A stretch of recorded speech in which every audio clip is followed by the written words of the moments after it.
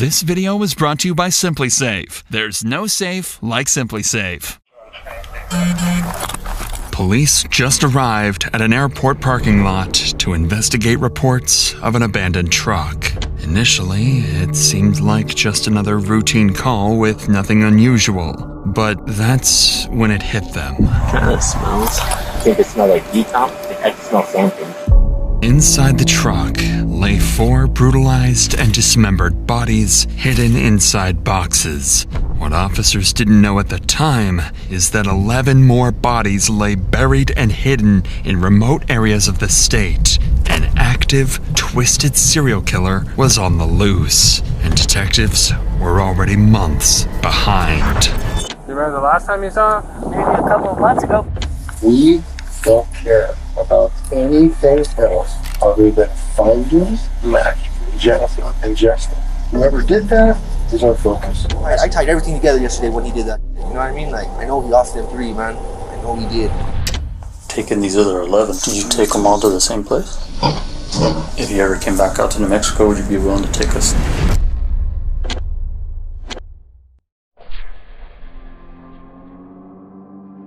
It started on a Sunday afternoon when police in Grants, New Mexico received a mysterious call. A landlord had just discovered something he described as disturbing while cleaning out an evicted tenant's home. Officers immediately headed to the address to investigate. So this guy hasn't paid us since July, but with COVID going on, we couldn't evict him, so we've had nothing but problems with him. Anyways, we finally got him to move out, so I seen him today.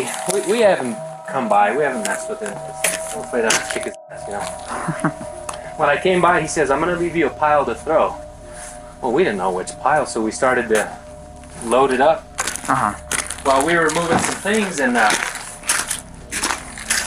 we found this puppy in this box underneath some of the kid stuff, you know. Okay. So we go to put the puppy in the bag because we were going to bury it, and then we see that they had tied a cord on its neck.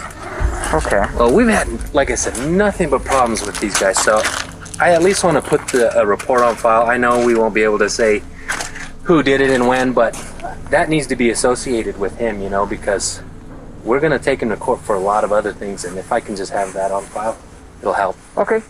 It was clear the puppy had suffered a horrific death. Animal control arrived shortly afterwards and confirmed it had been deliberately tortured, noting a cord tied tightly around its neck. The cruelty of the scene was deeply unsettling, and the officer immediately recognized they were dealing with someone truly twisted. Yeah, that was just straight up. Absolutely. That's just sad. That right there just really got to me because it's like, that's not cool at all, right? No. Absolutely. Cruel, awful people. Yeah, we tried to get in, the landlord, the owner, we tried to go into the house. They went in, they painted everything their own colors, and they just ruined everything. Unfortunately for investigators, the puppy was just the first body. And in the coming days, police would uncover more gruesome scenes, strange disappearances, and disturbing evidence pointing to something far more calculated than anyone expected.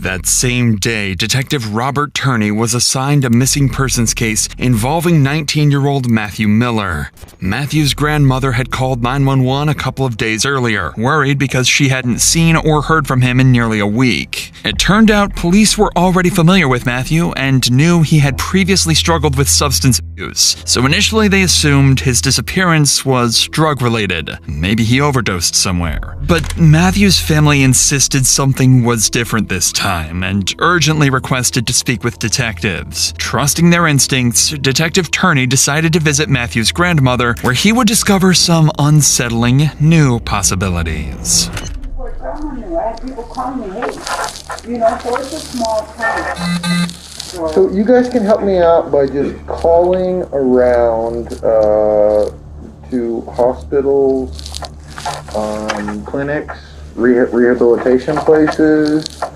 other county jails, and just see if he's there. So prepare for the worst and hope for the best. Okay, but I will tell you, I had more than enough to arrest Matthew several times, and he's not one of those people that I wanted to arrest. Matthew is not going to pull a gun on anybody, right, to get his drugs? Yeah. No. He's not that kind of person. Yes, that's my main fear. And he probably has a little bit of a complex because he knows he's that kind of person. And so he's going to be real hesitant to reach out and tell you guys the actual truth about this person took advantage of me. Yeah, no, he wouldn't. You know what I'm saying? So just forgive him. All you can do is tell him you love him and you forgive him and go from there. After rehashing some information with Matthew's family, Detective Turney would go on to learn some critical details. Matthew's girlfriend told the family she saw him getting into a vehicle with several other people, including a blonde woman named Jennifer Lannon, someone Matthew had recently been spending time with. He also learned that Matthew often spent time with a close friend named Justin Mata and his girlfriend, Leonie Calzada. All three were known to use drugs together. Acting quickly on these promising new leads, police began searching locations Matthew was known to frequent, and soon enough, they located Matthew's Chevy Colorado truck parked and seemingly abandoned within a few blocks away from Leonie and Justin's residence. The truck was dirty, locked, and appeared to have been parked there for several days. Inside, detectives found clothing and personal belongings, as well as several unsettling items including a pair of rubber gloves and a shovel lying in the truck's bed. They also found multiple cell phones that were damaged in the front and back seats. It seemed clear Matthew hadn't intended to leave the truck there, and detectives sensed something wasn't right. Immediately, investigators canvassed the area and found surveillance cameras nearby, one of which captured Matthew's truck arriving at Leonie and Justin's address on January 26th, just 3 days before Matthew was reported missing. With these new alarming discoveries, Detective Turney knew the next logical step was to urgently speak with Matthew's friends, Justin Mata and Leonie Calzada, hoping they could shed some light on the situation. However, when they arrived at the couple's residence, they would quickly realize Matthew wasn't the only one missing.